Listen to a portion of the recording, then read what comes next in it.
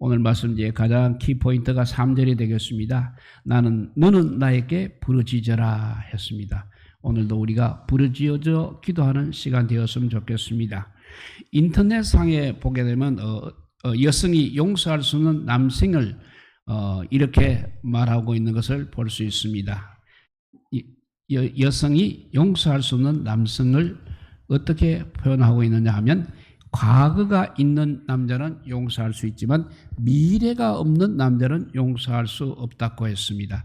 그리고 길을 뚫은 남자는 용서할 수 있어도 기가 막힌 남자는 용서가 안 된다는 것입니다.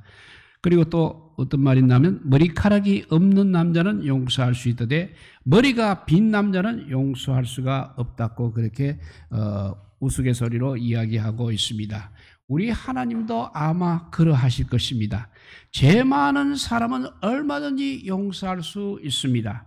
그런데 용서를 구하지 않는 사람은 도저히 용서할 수 없을 것입니다.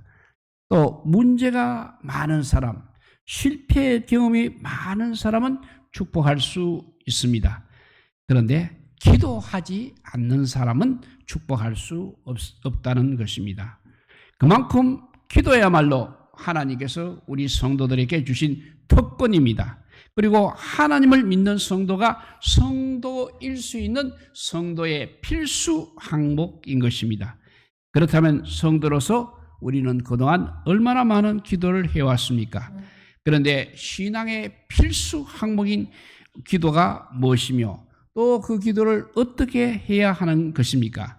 오늘 본문을 통해서 올바른 기도 생활의 교훈은 무엇인지에 대해서 오늘 한번 살펴보도록 하겠습니다.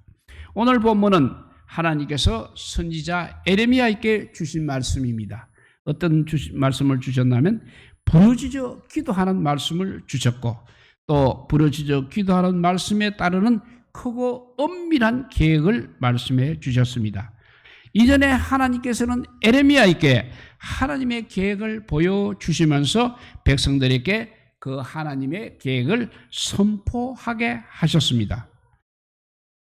그런데 이스라엘이 만약 하나님 앞에 돌아오지 아니하면 바벨론의 멍에를 메고 패망하게 될 것이라, 이렇게 예언을 하게 했던 것입니다. 그러나 아무도 이 예언을 믿어주지 않았습니다. 안 믿을 뿐만 아니라 심지어 시드기야 왕은 세상을 어질피는 혹세미문의 예언을 한다 해서 에레미야를 감옥에 가두기까지 하였습니다. 오늘 본문은 바로 이때 에레미야 선지자에게 임하신 하나님의 첫 말씀인 것입니다. 너가 내 일을 하다가 그런 고초를 당했으니 어쩌면 좋으냐는 안타까움도 아니었습니다. 이제라도 옥문을 열어 너를 자유롭게 해주겠다는 그런 약속도 아니었습니다. 오늘 3절을 보면 이렇게 말씀합니다. 너는 나에게 부르짖어라. 내가 너에게 응답하겠고 너가 알지 못하는 크고 엄밀한 일을 너에게 보이리라 했습니다.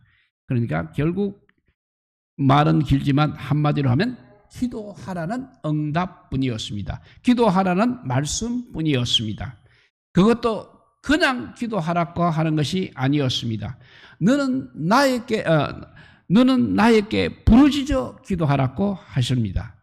우선은 이 말씀을 기억하시면서 2절을 보도록 하겠습니다.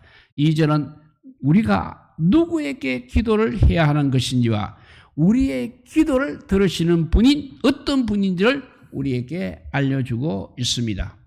그분은 바로 일하시는 여호와, 또 그것을 만들며 성취하시는 여호와, 또 그 이름을 여호와라는 이라고 분명하게 우리가 누구에게 기도해야 하는 것을 가르쳐주고 있고, 우리의 기도를 들으시는 분이 어떤 분인지를 가르쳐주고 있습니다.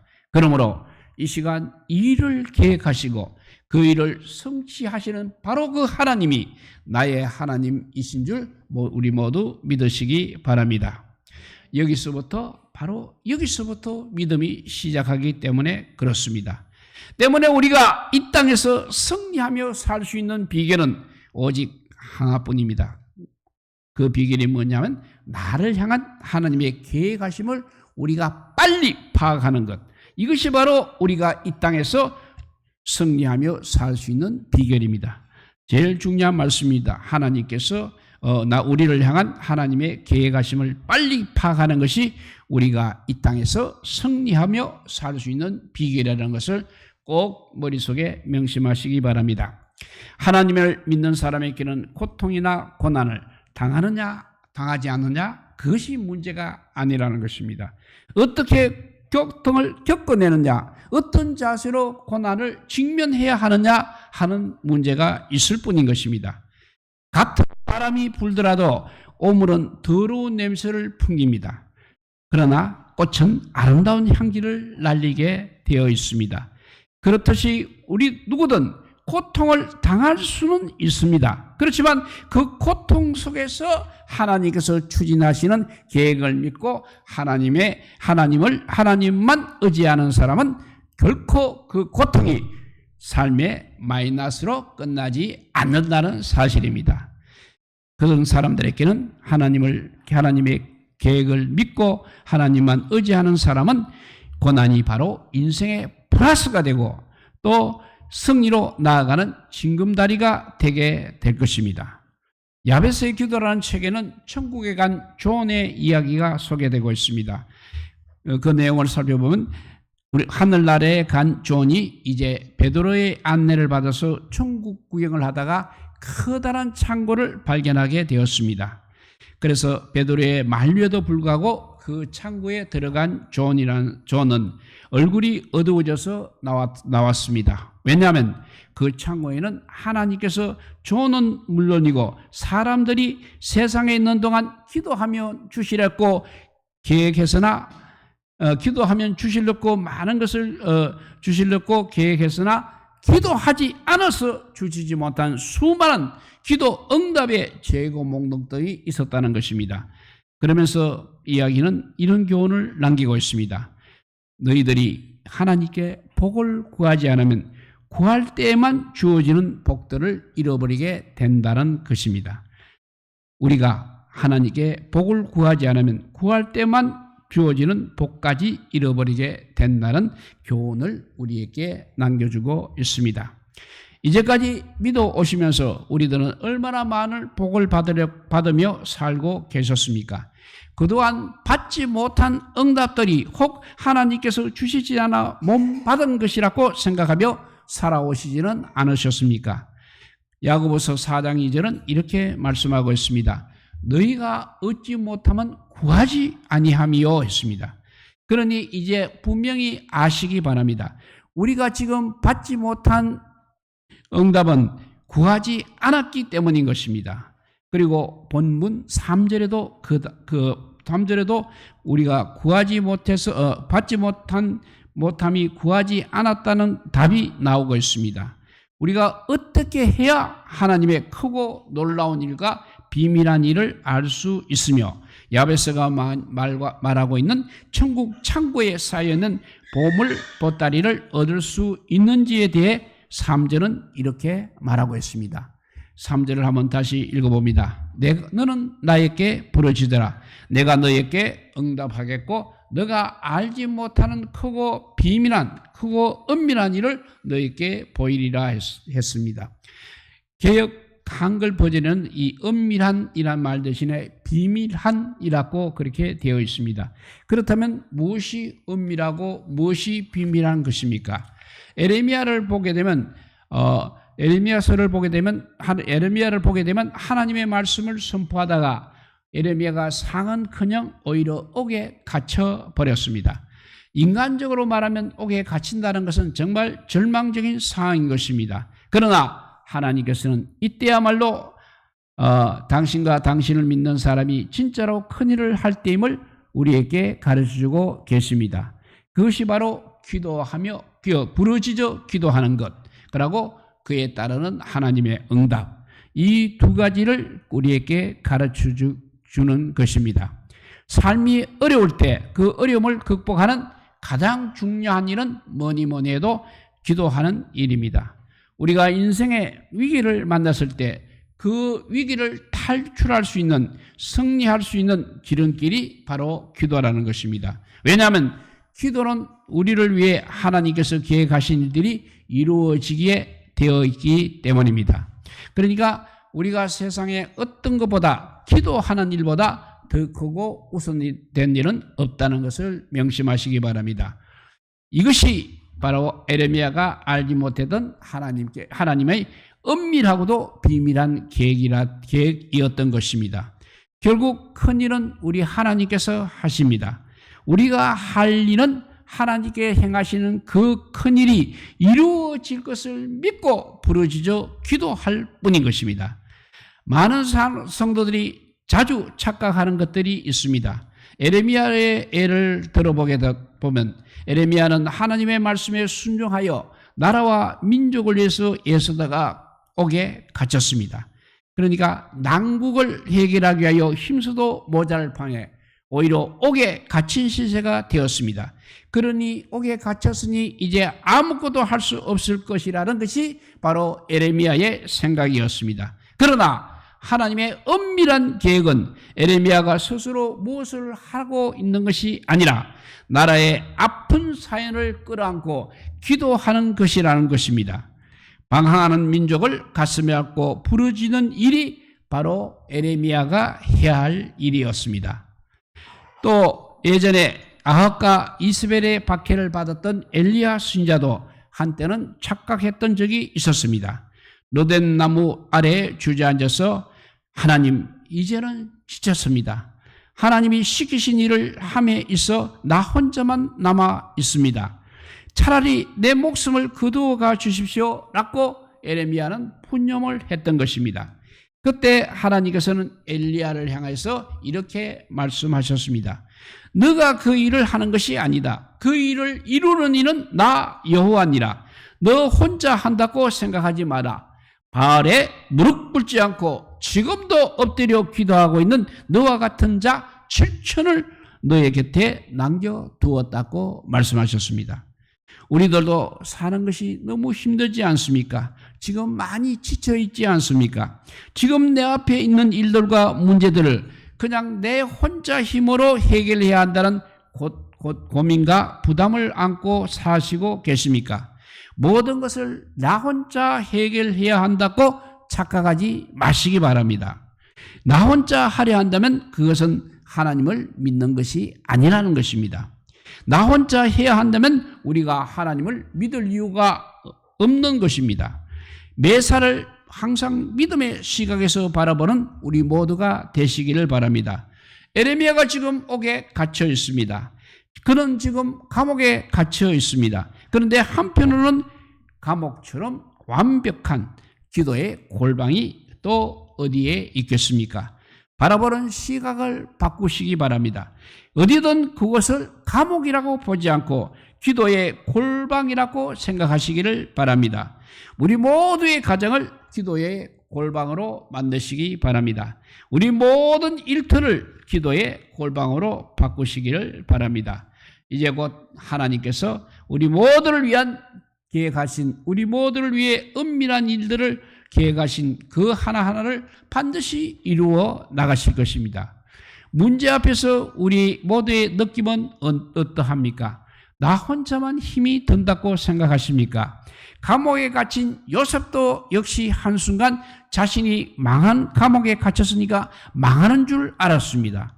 그런데 하나님께서는 그곳에서 하나님의 은밀한 계획을 이루고 계셨습니다. 훗날 하나님의 이런 놀라운 계획과 성취하심을 경험한 요셉은 그의 형들을 만났을 때 이렇게 고백하는 것을 볼 수 있습니다. 그런즉 나를 이리로 보내신 이는 당신들이 아니요 하나님이시라. 하나님이 나를 바로에게 아버지로 삼으시고 그 온 집의 주로 삼으시며 애굽 온 땅의 통치자로 삼으셨나이다 라고 했습니다. 요셉의 경우 감옥은 요셉의 인생을 무너뜨리고 막는 그런 곳이 아니라 요셉의 인생을 더 멋지게 세워지는 곳이었습니다. 감옥이 요셉의 꿈을 부서뜨리는 것이 아니라는 것입니다. 요셉의 꿈을 이루는 구체적인 장소가 바로 감옥이었다는 사실입니다. 오늘 본문에서 에레미야에게 부르짖어 기도하라고 말씀하셨습니다. 이미 요셉을 통해서 계획하신 것과 성취하심을 보여주신 하나님께서 오늘 우리가 그 하나님이 바로 오늘 우리가 믿는 하나님이십니다. 우리가 하나님을 믿으신다면 우리 모두는 이렇게 늘 부르짖어 기도하는 신앙의 삶을 살아가야 할 것입니다. 조만간 일을 계획하시고 성취하시는 하나님께서 내가 믿는 나의 하나님이셨음을 간증하는 우리 모두가 되시기를 간절히 바랍니다. 이제까지 우리의 인생의 크고 작은 모든 일들 우리 하나님께서 다 하셨습니다.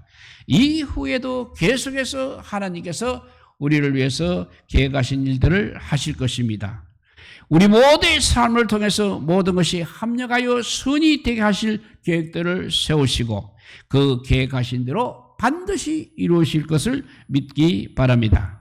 살다가 문제와 고난을 만나시거든 반드시 오늘 말씀대로 부르짖어 기도하시기 바랍니다. 어느 기도 관련 서적을 보니까 하나님의 크고 은밀한 일들을 응답하는 기도를 두고 오늘 본문인 에레미야 33장 3절에 기록된 말씀이라고 하면서 기도의 333 전략이라는 표현을 썼습니다. 이 33장 3절 333 전략이 오늘 사는 우리 모두의 기도가 되시기를 바랍니다. 어느 기자가 바다의 인명구조원에게 물어보았습니다. 여기에 바다에 와서 보니까 파도 소리며 떠드는 소리에 또 장사꾼 소리와 고함 소리가 어우러져서 무척이나 시끄럽습니다. 그런데 물에 빠져 살려달라는 사람의 절규와 비명소리를 어떻게 들을 수가 있는 것입니까? 또 저렇게 물속에서 노는 수많은 사람들의 손들이 저렇게 섞여 있는데 물에 빠져 살려달라고 흔드는 사람의 손짓은 그러면 어떻게 볼 수 있는 것입니까? 라고 물어봤습니다. 그러자 그 구조대원이 말하기를 사람들이 웃고 떠드는 소리하고 살려달라고 외치는 소리는 분명히 다릅니다.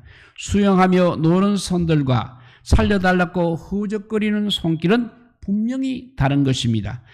우리는 그 다른 것을 분명히 들을 수 있고 분명히 볼 수 있습니다라고 그들은 힘주어 확신했던 것입니다.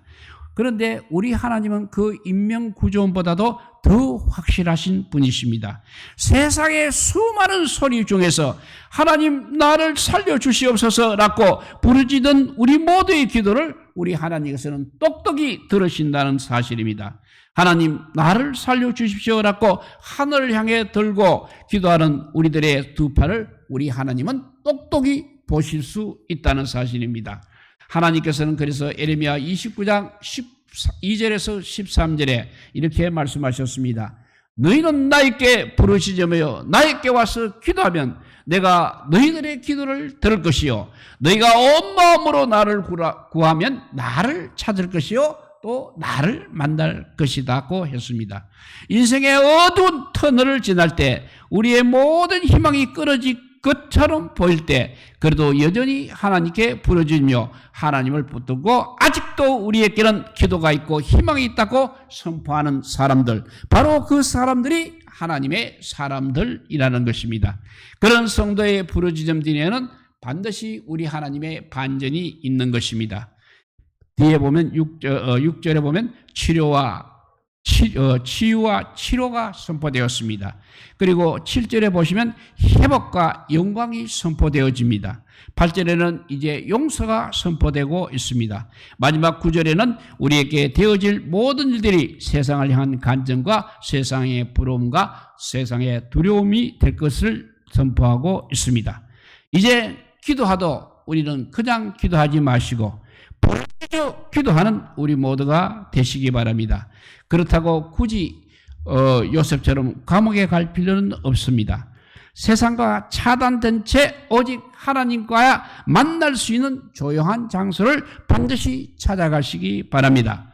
일부러 목이 쉬어라 소리 지르는 것이 부러지는 것만 아닌 것입니다.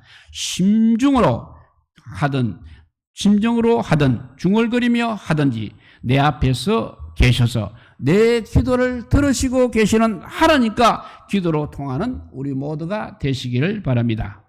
여기서 부르짖으라 했습니다. 부르짖다의 말의 원어는 히브리어로 카라라고 합니다. 부른다는 의미에서 소환하다는 뜻까지 가지고 있는 말입니다. 그러니까 나를 불러내라는 말씀입니다. 또 나를 초대하다는 의미도 있습니다.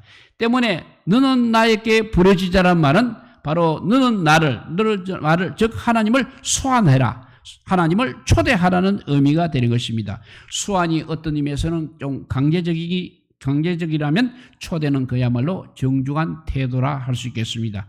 그러나 방법이야 어떻든 소환을 하든 초대를 하든 둘 다 내 앞에, 하나님 앞에, 내 문제 앞에, 내 문제 앞에 하나님이 계시게 하라는 것입니다. 그래 하나님이 계셔야만 우리가 산다는 것입니다. 그리하여야 우리가 제기하고 승리할 수 있는 것입니다. 시편 86편 7절에서 다윗은 나의 환난 날에 내가 주께 부르짖으오니 주께서 나에게 응답하시리이다 라고 했습니다. 이때 다윗의 부르짖음이 바로 히브리어 카라인 것입니다. 환난 날에 내가 주님을 소환했더니 또는 내가 주님을 초대했더니 주님께서 나에게 응답하셨다는 것이 바로 다윗의 고백인 것입니다. 이처럼 아무도 나를 도와주지 않을 때 우리 하나님의 손을 붙들고 하나님과 한 팀이 되어서 내 인생의 모든 문제를 함께 해결해 가는 능력, 그것이 바로 기도인 것입니다. 모든 사람이 가지는 문제는 내 앞에 있는 고난이 아니라 기도하지 않는 것이 바로 문제인 것입니다. 지금 자녀의 문제로, 가정 문제로, 직장과 사업의 문제로 힘들게 사시는 분이 계십니까? 매일을 인생의 막다른 골목에 선 듯이 쩔쩔매고 있는 분이 계십니까? 지금이야말로 부르짖어 기도해야 될 때인 것입니다. 부르짖으라는 것은 애절하게나 소리 질러라는 말이 아님을 거듭 말씀드립니다. 우리가 생각하기에는 외람된 일임에도 하나님은 너는 나를 불러내라고 말씀하고 계십니다. 하나님을 반드시 우리들 앞으로 불러내시기 바랍니다. 진짜 외람된 표현이기는 하지만 하나님을 우리들 앞에 대령하시게 하시기 바랍니다. 우리들에게 닥친 문제 앞에서 하나님을 소환하여 하나님께서 그 문제를 푸시게 하시기 바랍니다. 그렇게 하는 것이 바로 기도인 것입니다. 우리들의 인생에 하나님을 초대해서 하나님과 한 팀이 되어서 하나님께서 우리들의 인생을 계획하여 주시고 그 계획하신 것들을 하나님께서 성취하게 하시기 바랍니다. 그렇게 하는 것이 바로 부르짖어 기도하는 것입니다. 오늘 하나님께서는 에레미야를 통해서 우리에게 친히 명령하셨습니다. 너는 나 하나님을 불러내라. 그리고 나 하나님께 부르짖으라고 명령하십니다. 그러므로 당장에 우리에게 닥쳐와 있는 문제에서부터 하나님을 불러내어 기도하시기 바랍니다. 우리들 문제들 앞에 반드시 하나님을 소환해야 합니다. 우리들 삶의 자리에 반드시 하나님을 초대해야 됩니다. 그렇게 해서 언제 어디서든지 하나님께서 행하시는 크고 엄밀한 일들의 주인공이 되셔서 승리하는 성도의 인생을 살아가는 우리 모두가 되시기를 주님의 이름으로 축복드립니다. 기도하겠습니다. 사랑의 하나님 감사합니다. 오늘 우리가 부르짖자 하는 것은 큰 소리를 내어서 하는 것이 아니라 하나님이 나를 만나러 오시는 것이라고 했습니다. 그러니 하나님을 소환하거나 하나님을 초대해야 합니다. 우리는 하나님을 초대하지 않고 부르짖어 기도하여서 하나님께서 들어주지 않고 그렇고 불평하였습니다. 이제 아버지요, 기도의 아버지요, 방법이 이렇게 아버지요 간단한 것을 깨닫게 하여 주시니 감사합니다. 언제든지 우리가 부르면 아버지요 오시는 주님, 그 하나님 되게 하여 주시고 그 하나님을 불러내어서 우리의 모든 것을 맡기는 기도의 삶이 되게 하여 주시옵소서. 그렇지 않고 자꾸 내 힘으로 하려고 하고 사람을 의지하려고 하고 또 아버지여 세상과 타협하려고 하는 어리석은 자가 되지 않게 하여 주시옵소서. 이제부터는 아버지여 기도의 골방에서 하나님을 만나는 사람이 가장 아버지여 인생의 아버지여 행복을 찾을 수 있는 길이라는 것을 깨닫게 하여 주시니 감사합니다. 앞으로 우리가 기도하는 방법이 달라지게 하여 주시고 날마다 하나님을 만나는 사람이 되는 것이 가장 큰 일임을 깨닫게 하여 주시니 감사합니다. 앞으로 우리의 기도 생활에 늘 하나님께서 오셔서 들으시고 그 일을 성취시켜 주시는 하나님을 만나는 우리 모두가 되게 하여 주시기를 간절히 빌고 원하올 때 우리 구주 예수 그리스도 이름으로 기도드리옵나이다. 아멘. 예, 우리 찬송가